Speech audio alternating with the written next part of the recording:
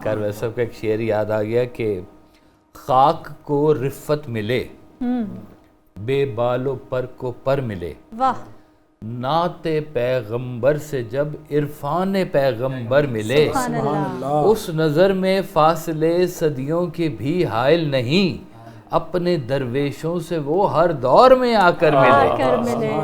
سبحان اللہ، سبحان اللہ، سبحان اللہ۔ مفتی عدنان صاحب آپ کی طرف آنا چاہوں گی، یہ جو ہم رمضان المبارک کو ایک ٹریننگ منتھ کہتے ہیں کہ اس میں ہم نے ایک ٹریننگ کورس ہے ہمارا کہ ہم نے پوری زندگی کو بدلنا ہے، لیکن ہمارے ہاں تو صرف رمضان المبارک کے 30 روزے بھی ہم مشکل سے گزارتے ہیں، 15-20 روزے رکھنے کے بعد ہم واپس اپنی ڈگر پہ چلے جاتے ہیں، اور یہ جو طاق راتیں ہیں ان کی عبادات کو ہم اپنی عملی زندگی پر کس طرح سے عمل درآمد کروا سکتے ہیں؟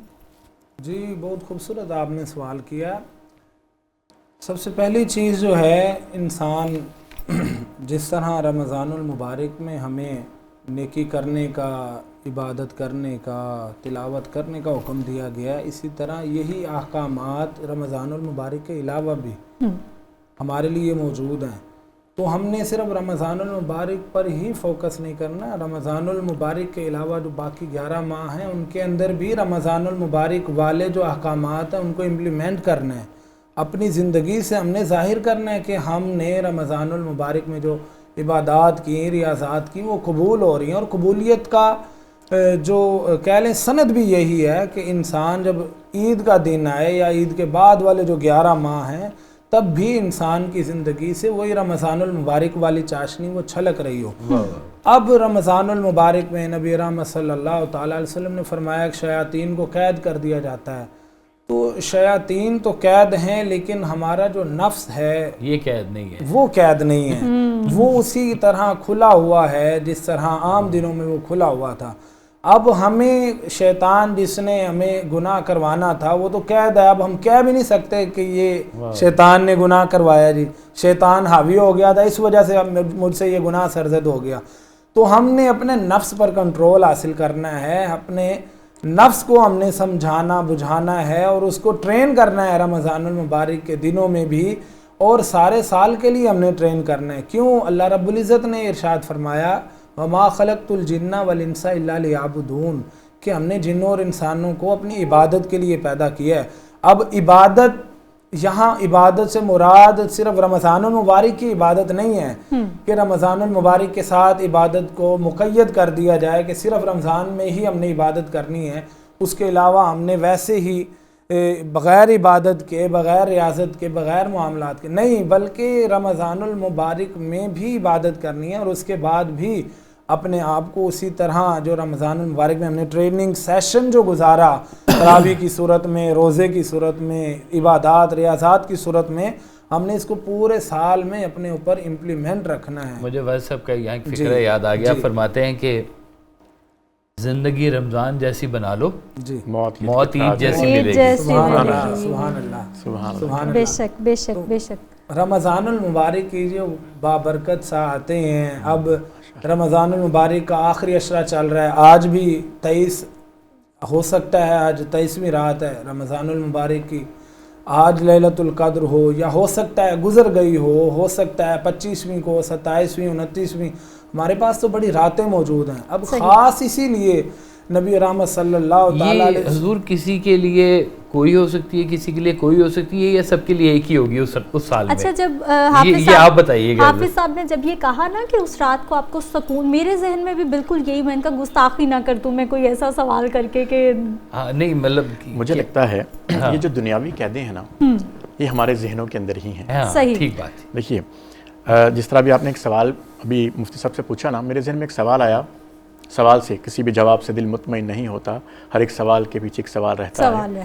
تو سوال یہ ذہن میں ہے کہ آج کی جدید سائنس جب اپنی بڑی تحقیق یہ بتاتی ہے کہ اگر آپ نے دن میں 10 سے 12 گھنٹے، جس کو وہ روزے کی کیفے بھوکا پہ اثر ہے، جی ہاں، تو آپ کا جسم جو ہے نا وہ فضولیات کو جو آپ کے جسم کے اندر ہوتی ہے اس کو ختم کر کے آپ کو توانا جسم عطا کر دیتا ہے، ڈیٹاکس کرتا ہے آپ کو، ڈیٹاکس کرتا ہے۔ اور جب آپ پورے سال میں اگر آپ نے 30 سے 35 دن اگر آپ نے ایسا کیا ہو تو آپ بالکل فٹ رہتے ہیں، بالکل فٹ۔ تو پھر میں 1400 سال پیچھے جاتا ہوں، پھیلائے ہوئے گوشائے دامان تجسس، سائنس محمد کا پتہ پوچھ رہی ہے کہ ہمیں تو اللہ پاک نے یہ دین میں سب کچھ عطا کر دیا، مکمل دین عطا کر دیا.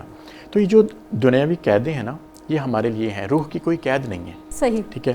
اور جس طرح آپ نے پوچھا کہ اس میں موت آپ نے جو ذکر کیا واصف صاحب کا, یہ جملہ میرے ذہن میں بھی آ رہا تھا کہ اگر آپ رمضان کی طرح اپنی زندگی کو گزار لیں تو موت آپ کو عید کی طرح آ جائے گی. عید کی خوشی ہوتی ہے. اس کے اندر جو کانسیپٹ جو میں سمجھ پایا ہوں اور ایک ناقص علم کے حوالے سے کہ عید کی جس طرح میں خوشی ہوتی ہے, اہتمام ہوتا ہے, نئے کپڑے پہننے ہیں, سب کو ملنا ہے, رشتہ داروں کی طرف جانا, اچھا کھانا پینا ہے, اور ہم نے چونکہ 30 دن رمضان گزارا ہوتا ہے تو ایک کھانے کی رغبت بھی ہوتی ہے, تو اتنی ہی خوشی موت کی ہوتی ہے. صحیح. اگر آپ نے زندگی رمضان کی طرح گزاری ہو, لیکن اگین ہم بات کو دائرے کو گھما کر وہیں پر آ کر بند کرنا چاہیں گے کہ یہ محض ایک مہینہ نہیں ہے, یہ آپ کی پوری زندگی کی پریکٹس ہونی چاہیے. ہاں اکیڈمی ضرور ہے, کورس ضرور ہے, ٹریننگ ضرور ہے, لیکن یہ ٹریننگ اس چیز کی ہوتی ہے جس نے آگے زندگی میں چلنا ہے. فوٹو کاپی کس چیز کی ہوتی ہے؟ جو اوریجنل ہوتا ہے. تو یہ جو اوریجنل ہے نا وہ پوری زندگی گزارنے کے لیے ہمیں اللہ پاک نے اس ایک مہینے کو تحفے کے طور پر دیا ہے کہ اس کے اندر ان چیزوں کو پریکٹس کر لو اور اس کے بعد اپنی زندگی پر امپلیمنٹ کر لو. صحیح. اور آپ یقین کیجئے جو صوفیاء کرام ہوتے ہیں, اگر آپ ان کی زندگی کو پڑھتے ہیں, ان کی زندگی میں ہر وقت ہی ایسا چل رہا ہوتا ہے کہ جیسے رمضان کے روزے ہوتے ہیں. ایک تو وہ فاقہ کشی کو اختیار کرتے ہیں کیونکہ فقر جو ہے وہ فقیر کا لنگر ہے, تو وہ کوشش یہی ہوتی ہے کہ پوری زندگی اسی کیفیت میں رہیں. وہ اپنی روح کو جلا بخشتے رہتے ہیں. وہ اپنے اوپر ان چیزوں کو خاص طور پہ تلاوت کلام پاک اور قیام اللیل کا جو رات کو کھڑے ہونے کا کانسیپٹ ہے, جو قیام کا کانسیپٹ ہے کہ دن میں روزہ رات کا قیام, نیند کم رکھتے ہیں.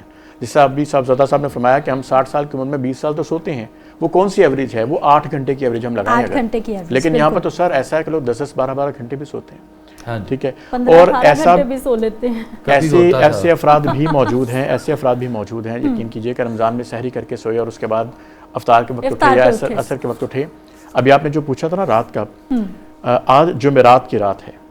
کچھ روایات کے اندر آتا ہے کہ جمعرات کی رات اور اگر آپ کی طاق رات مل جائے تو وہ کبھی امکان ہوتا ہے کہ وہ لیلۃ القدر ہو سکتی ہے. ٹھیک ہے. تو آج کی رات جو ہے وہ جمعے کی رات ہے, یعنی جمعرات کے بعد کی جمعے کی رات بھی ہے اور 23ویں شب بھی ہے. تو کوشش کیجئے کہ آج کی اس رات کو بالکل ضائع نہ کریں, اور جیسے ہی افطار کے بعد کا وقت شروع ہو تو ہر ساتھ کو, ہر لمحے کو, ہر گھڑی کو امانت سمجھ کر اپنے اوپر کوشش کریں کہ کس نے اگلی رات دیکھی ہے. سرکار مدینہ صلی اللہ تعالیٰ علیہ وآلہ وسلم کی حدیث مبارکہ کا مفہوم ہے کہ مسلمان کا ایمان ہونا چاہیے کہ جو سانس اندر گیا ہے وہ باہر آنا ہے کہ نہیں, اور جو باہر گیا ہے وہ اندر آنا ہے کہ نہیں. ہم نے تو بڑی لمبی امیدیں لگا رکھی ہیں. ہم کہتے ہیں 25ویں آ جائے گی تو عبادت کر لیں گے, 27ویں کو قرآن پاک ختم ہونا ہے تو امام صاحب کے پیچھے جا کے قرآن پاک سن لیں گے, 29ویں آخری رات ہوگی.